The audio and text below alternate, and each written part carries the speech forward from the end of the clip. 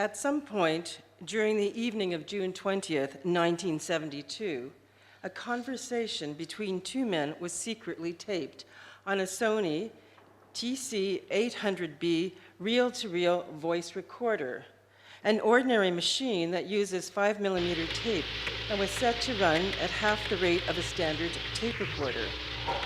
In keeping with his low-fidelity mode of recording, the tiny lavalier microphones that picked up this particular conversation were cheap and poorly distributed throughout the space.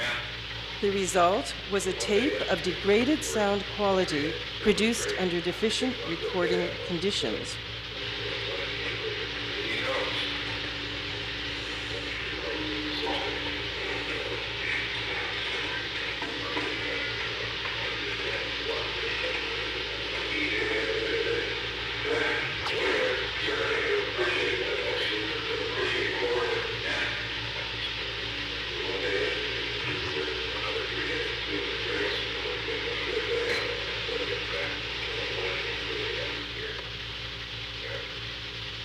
Tape 342, as it is officially referred to, is part of the audio archive recorded surreptitiously by the late American President Richard Nixon over a period of several years.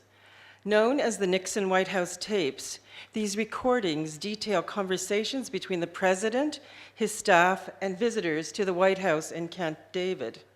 Of the more than 3,700 hours of audio confiscated from the Oval Office, tape 342 remains by far the most infamous, not because of the shocking information it contains, but its absence, a gap in the tape of 18.5 minutes, a residual silence that is still haunted by the specter of a man who refused to speak on the grounds that such testimony might be self-incriminatory. In pleading executive privilege, Nixon chose not to restore the legal record that would enable the playback of history. The tape gap occurs during a rather rambling conversation between Nixon and White House Chief of Staff H.R. Haldeman just 3 days after the break-in at Democratic National Committee headquarters in the Watergate Hotel. The timing of their discussion, with its suspicious erasure midstream, has led many to speculate that the tape must have contained highly damning information. The American Bill of Rights, under the aegis of the Fifth Amendment, gives individuals the right not to speak on the grounds that such speech may implicate them in activities that are punishable by law. It does not, however, allow one to take back or erase something already spoken. Ultimately, a machined silence of 18.5 minutes would convert non-evidence into such compelling and incriminatory proof of the willful destruction of material evidence that moves towards presidential impeachment were in part activated. In February 1971, the United States Secret Service, at the request of the President, installed listening devices in the White House. They placed 7 microphones in the Oval Office, 5 in the President's desk, and 1 on each side of the fireplace. They placed 2 microphones in the Cabinet room under the table near the President's chair. The Secret Service technicians wired all devices to central mixers, which were then connected to recorders in an old locker room in the White House basement. This was a clandestine taping system maintained by the Secret Service. Only President Nixon, Haldeman, and a few of the President's close personal assistants knew the system existed. One of its key features was that the recording equipment was sound activated. Most participants were unaware that their conversations were being recorded. The system was tied to the presidential locator system and would only activate if Nixon were present in the room. It was also designed to continue recording for approximately 15 to 30 seconds after the president left the room. On February 16, 1971, Deputy Assistant Alexandra Butterfield briefs Nixon on the newly installed taping system.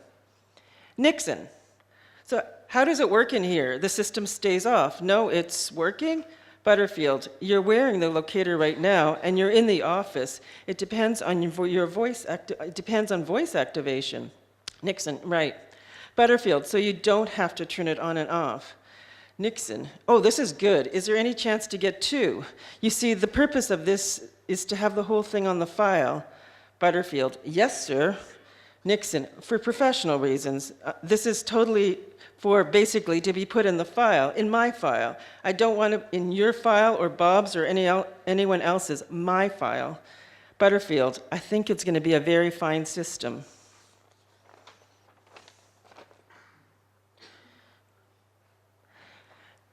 Knowledge of the White House taping system installed by the Secret Service in 1971 first came to the public's attention during the testimony of former presidential aide Alexander Butterfield before the Senate Watergate Committee in July 1973.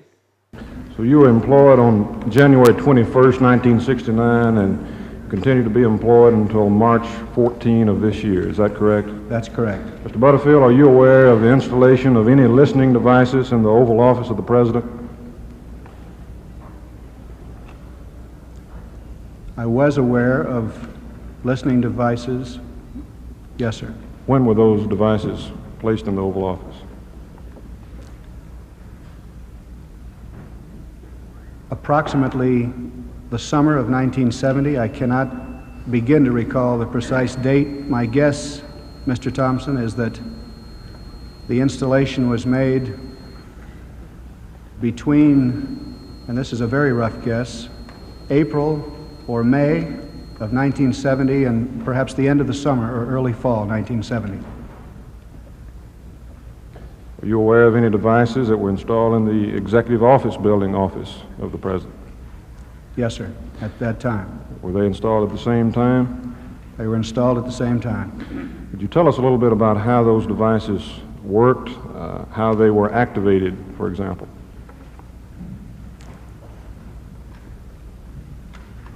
I don't have the technical knowledge, but I will tell you what I know about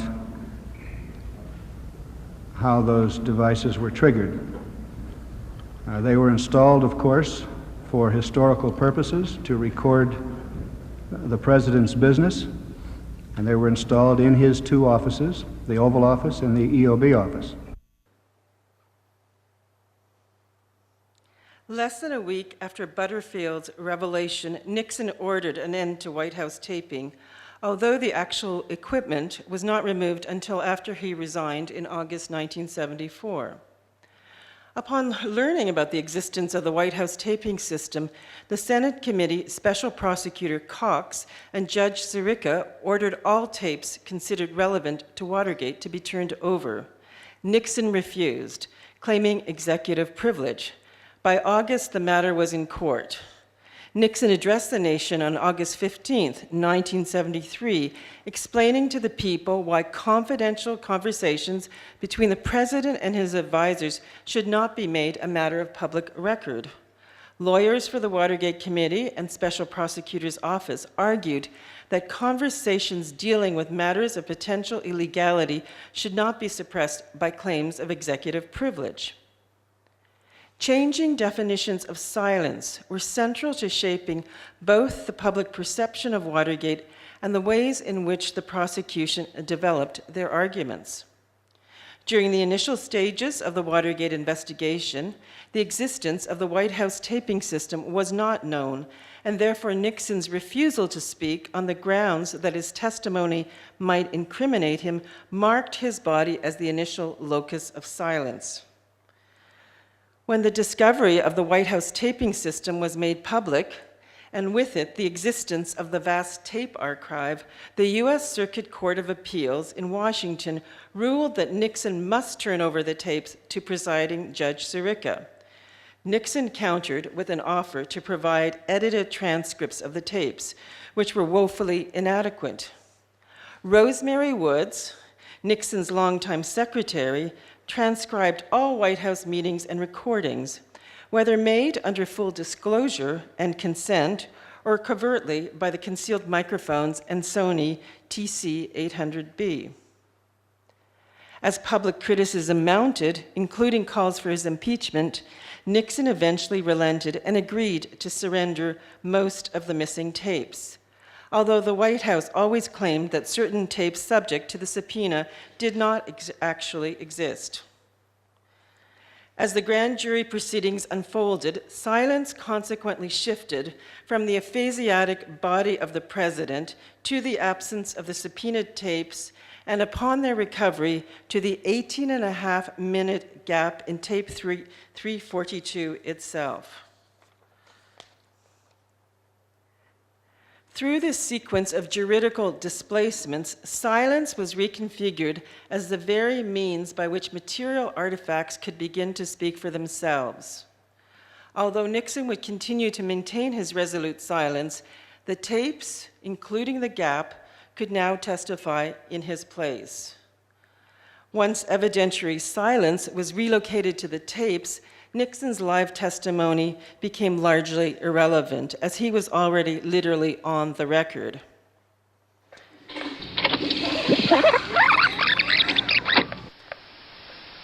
Moreover, the series of clicking noises distributed throughout the 18.5-minute tape gap offered circumstantial evidence that a process of clumsy erasure had occurred, raising the possibility that this machined silence was the consequence of a deliberate act.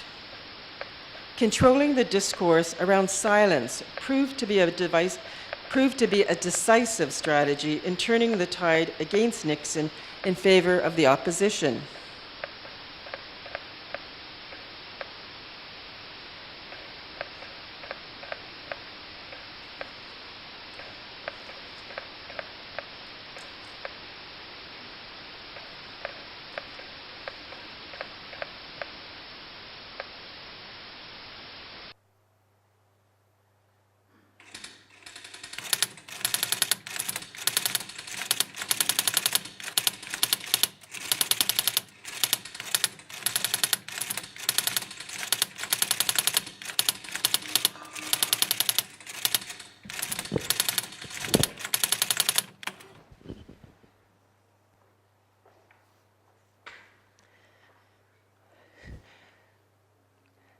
When news of the tape's potential tampering was made public, I, Rosemary Woods, Nixon's personal secretary, I made two rather contradictory public statements.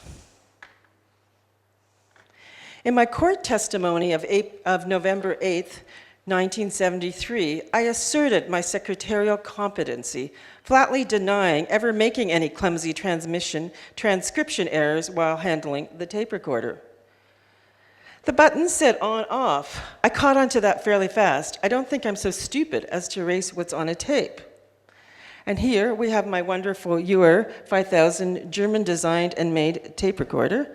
And I'll just demonstrate how I work with that with my foot pedal here.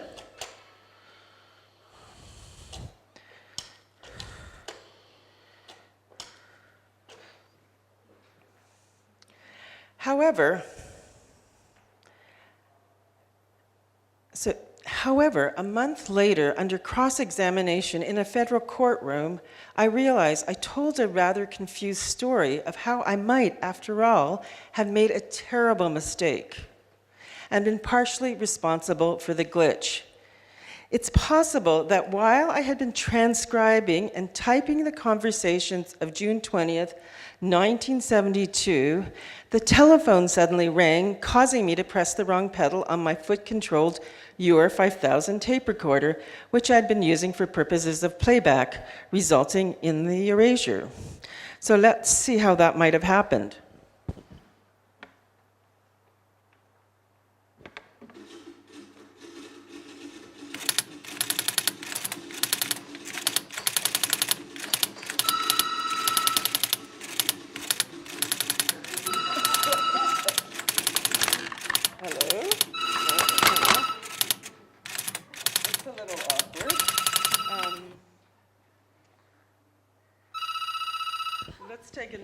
Let's take another look at how this happened. Tape recorder, foot pedal, telephone.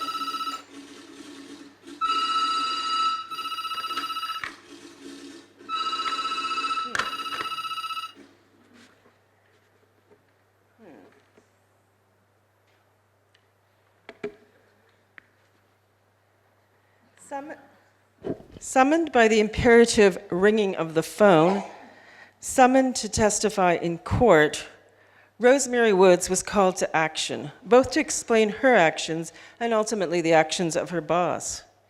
In reenacting my testimony for Judge Sirica, I tried to demonstrate how I might have inadvertently erased the tape by pressing the wrong foot pedal while simultaneously typing and reaching across my desk to answer the phone. It was a highly contorted and unconvincing performance that would come to be called the Rosemary Wood stretch. One that also, of course, stretched the gullibility of the court.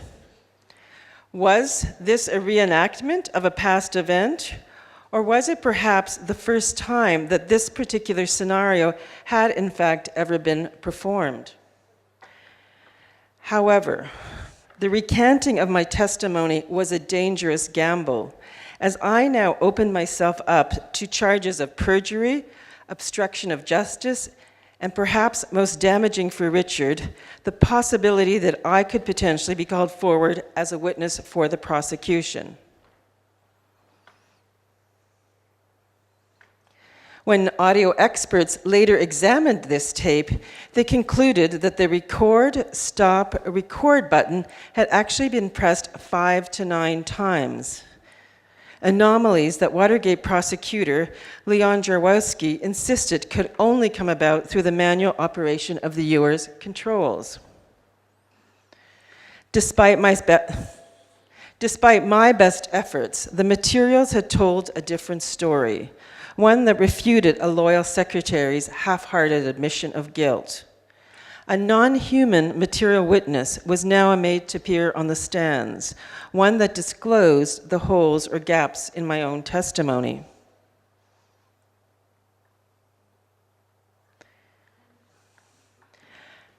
Etymologically speaking, the secretary is the keeper of the secrets. In managing the space of the administrative archive, she becomes a kind of essential recording device that encodes the incoming transmissions of the patriarchal order. Speech acts performed and recorded in the specialized domains proper to the masculine subject, the inner sanctum of the Oval Office, outside of her own feminine jurisdiction of the secretarial pool. Was Rosemary Woods a mere conduit for the voices of others, a device for channeling the audio dispatches that would broadcast Nixon into history? Unable to answer for herself as a self-sufficient subject, the secretary finds herself transmitting clandestine communiques, which she faithfully records, but of which she mustn't speak. The secretary, when called to testify before the tribunal of history, discovers that her hands are literally tied to the typewriter and her ears plugged by the tape recorder. And so she transforms her secretarial proficiency into a story of incompetence. She becomes a scapegoat, she takes the fall. In late November of 1973, I hired my own lawyer, Charles Rain. So now, even with my testimony fully in tatters, the prosecution was not content to let the gap stand merely as circumstantial evidence pointing to a possible crime. They sought direct evidence of Richard's knowing involvement in the Watergate burglary. And so in December of 1973, tape 342, this tape right here, tape 342, was escorted by 6 fully armed U.S. Marshals to the Federal Scientific Corporation in Harlem for testing. There, the tape was met by another 6 court-appointed technical experts, an advisory panel of engineers and electronic specialists, entrusted with the forensic mission of reviving the tape and bringing its latent speech acts to life, back to life.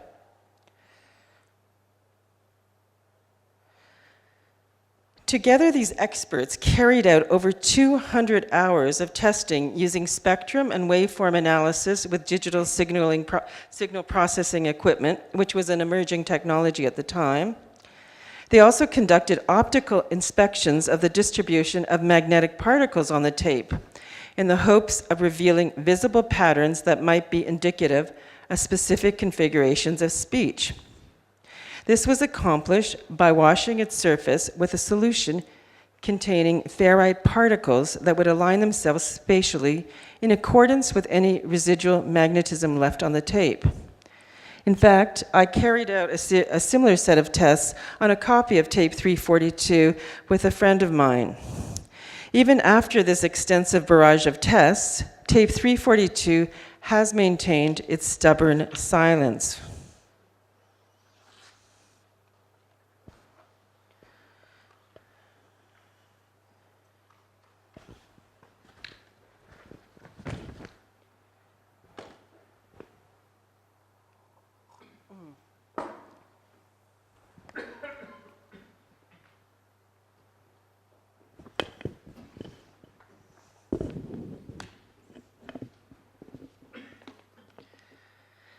Although the tape defied all technical efforts at conjuring its sound ghosts, it was considered a singularly important historical artifact, one that might harbor trace evidence testifying to Nixon's criminality in the Watergate break-in.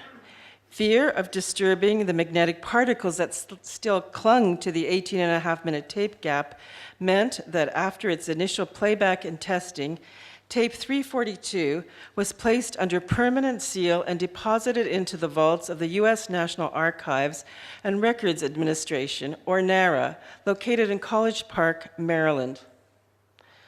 There, the tape has lain undisturbed for more than 40 years, stored at precisely 65 degrees Fahrenheit and 40% relative humidity, waiting like a somnambulant bride for that moment when the kiss of technological progress will awaken it. Moreover, the tape waits for an explicitly digital caress that will not only revivify, but also restore its capacity to speak. The archive leverages the partial erasure of tape 342 against the projected forensics of the future, wagering that further developments in technology will eventually restore its lost speech acts. When a tape is erased, the erased head scatters magnetic particles, scrambling the recorded content. This phenomena actually doesn't result in the removal of particles, but instead radically reorients them through demagnetization. The original recorded voice still clings to the tape, ventriloquized by its machinic deterritorialization as the presentness of absence. The more the tape is rewound and replayed, the more mobile or animated its particles become. In their temporal drift across the surface of the tape, they produce a kind of residual noise or acoustic interference. The very absence of meaning in pure noise, says political and social theorist Jacques Attali, frees the listener's imagination because it unchannels auditory sensations. The absence of specific meaning in noise for Attali becomes the placeholder for all possible meanings because it creates an open field for exploration.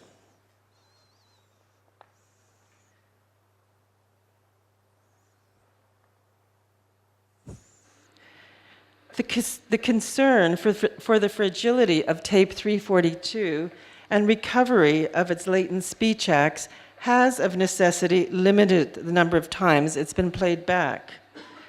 To date, proposed restoration techniques have all relied upon methods of digital enhancement that still require the tape's actual transit through the mechanical components of a machine.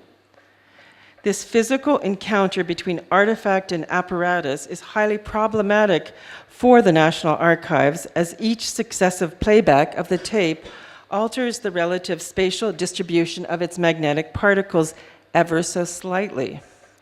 Repetition thus engenders transformation and difference, actively reshaping the surface contours of the tape with each rewind and playback. Such repetition is also a form of returning that conjures forth what media theorist Jan van Hanen calls sound ghosts, memory effects of magnetic recording in which the technical inscription of a previous recording mysteriously reappears. This effect was actually first reported in 1947 when two new kinds of tapes were introduced with varying degrees of coercivity, that is to say, resistance to demagnetization. But it also results from when errant microns located at the edge of a recorded track, which have escaped full erasure, come back to haunt subsequent recordings. The latter phenomena, also known as hysteresis or remnants, are what Van Hanen has called the ghostly unpresence of gaps in recorded time. Alexander Haig, the White House chief of staff who replaced Haldeman, actually suggested that the Nixon tape gap was the result of, quote, some sinister force. However, the refusal to replay tape 342 emphasizes the National Archives' conviction that Nixon's sound ghost will reappear not through the repeat performances of the tape, but through the exorcisms of new media technologies themselves.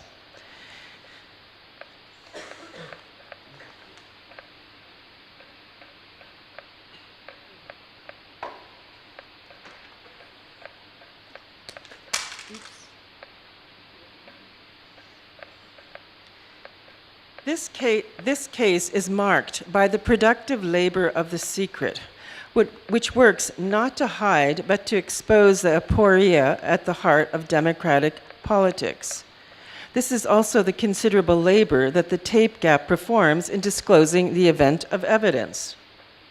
Its provocations are not directed towards unveiling the lie, the absolute truth encoded in matter, but rather serve to reveal the machinations of institutional processes that have become powerfully operative in scripting our new myths. In her discussion of the aesthetics of the secret, cultural theorist Claire Birchall argues that, quote, a direct look at the politics of secrecy and the value of the secret at a geopolitical level has had an oddly depoliticizing, perhaps even obfuscating effect, end quote. She goes on to suggest that we might be better able to form a radical political response to events such as the Snowden files by situating the secret itself within a distributive regime and imagining what collectivities and subjectivities the secret makes available rather than those that it closes down. I take this to mean a form of doing politics beyond the self-evident nature of things, or politics that isn't organized around an instrumental relationship to evidence, whereby action can only be galvanized by the unequivocal proof of wrongdoing. Understanding how to act ethically in a world of unknowns and secrets remains a fundamental challenge.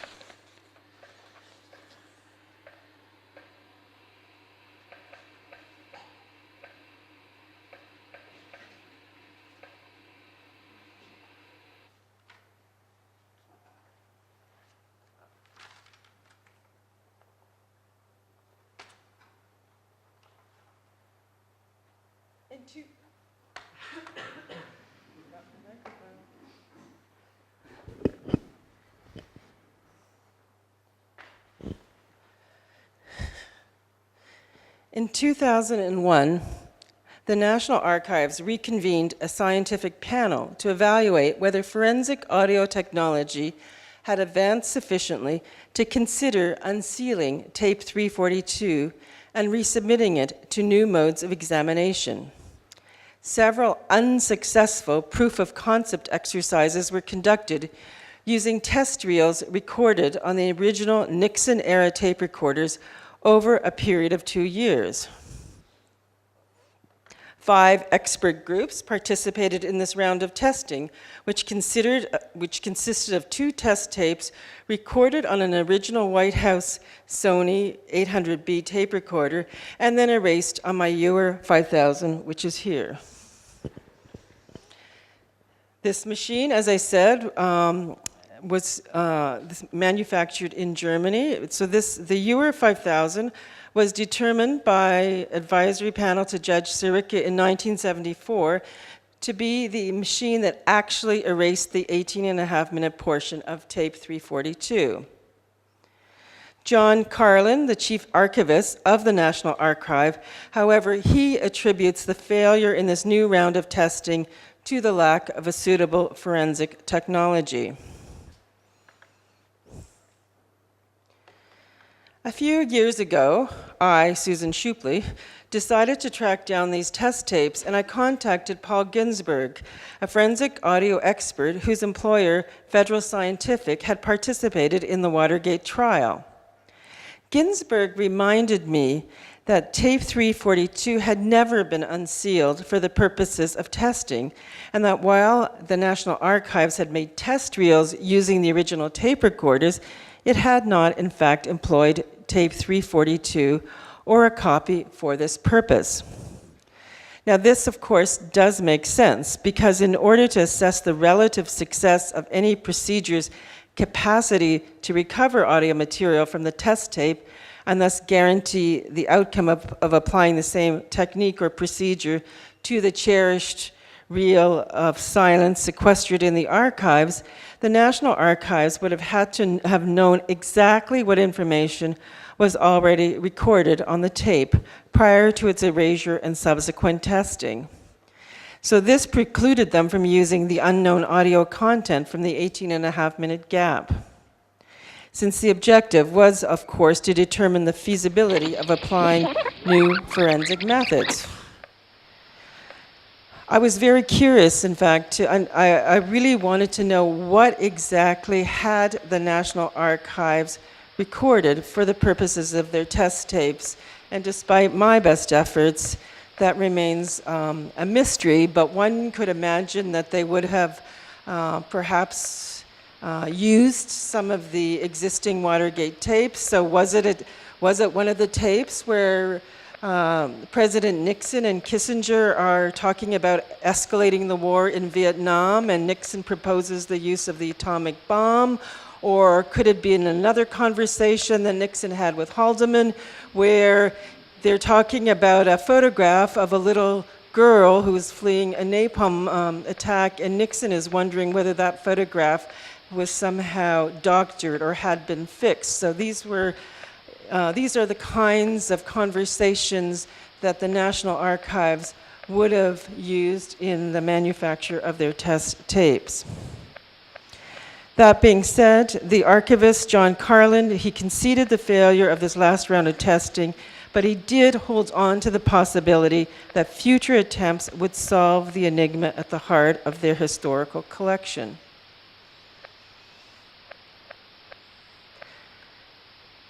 He wrote and said, "I am fully satisfied that we have explored all the avenues to attempt to recover the sound of this tape, on this tape.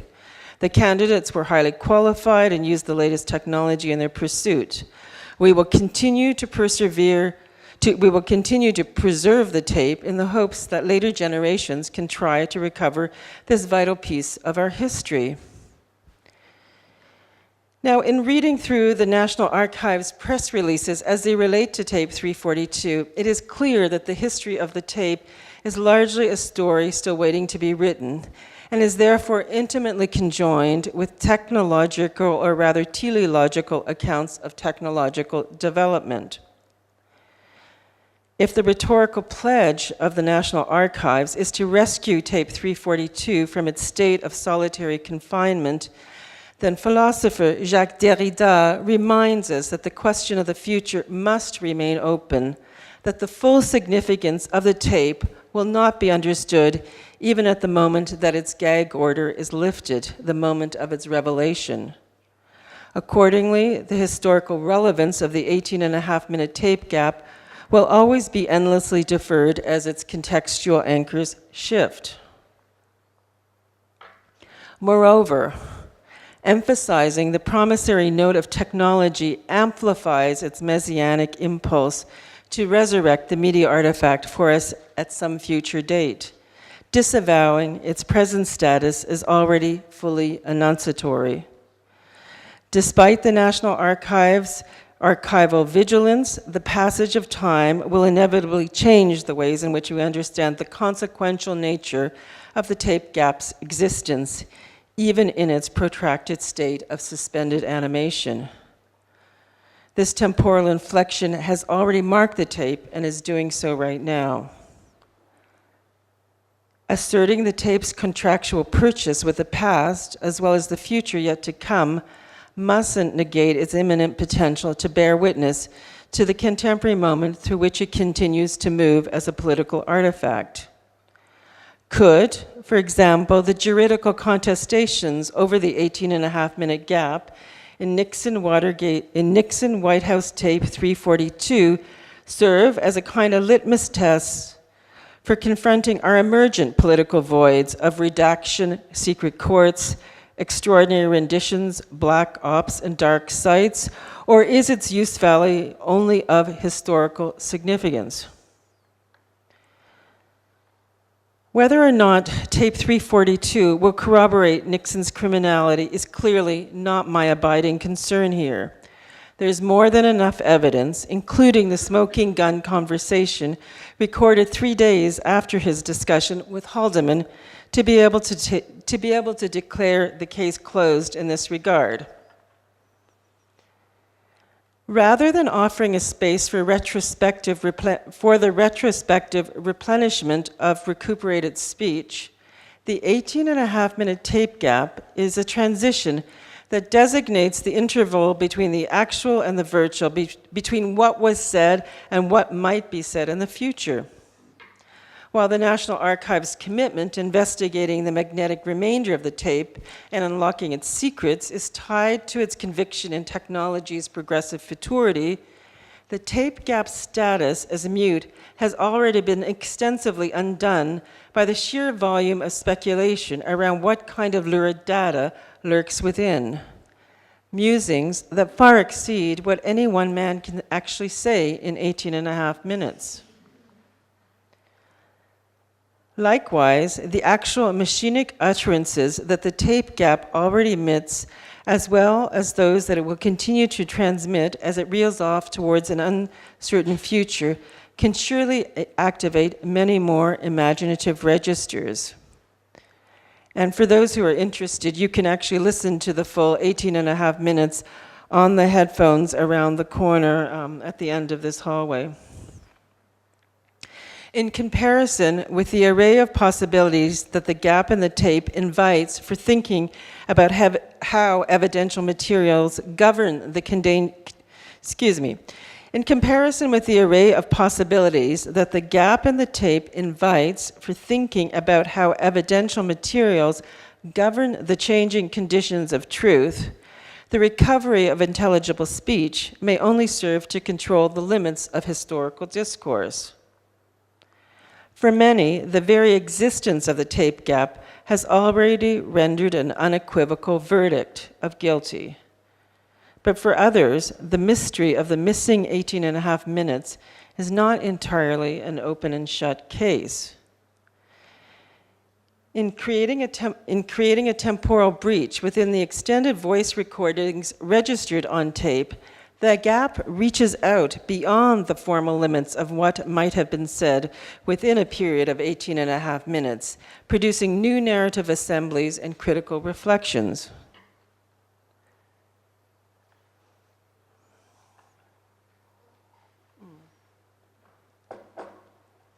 In a sense, the tape gap was always already there, already prefigured within the virtual archives of the machine, prior to Nixon ever having placed the reels of his tape into his Sony TC-800B machine and pressed record. The very fact of a tape recorder is an affirmation that an erasure of some kind, deliberate or accidental, will occur at some point, which will, in turn, attach it to a localized event. My task as a researcher, channeling Rosemary Woods, has been to probe the intercession produced by this gap, both the acoustic evidence of the event, as well as the political and juridical event of evidence.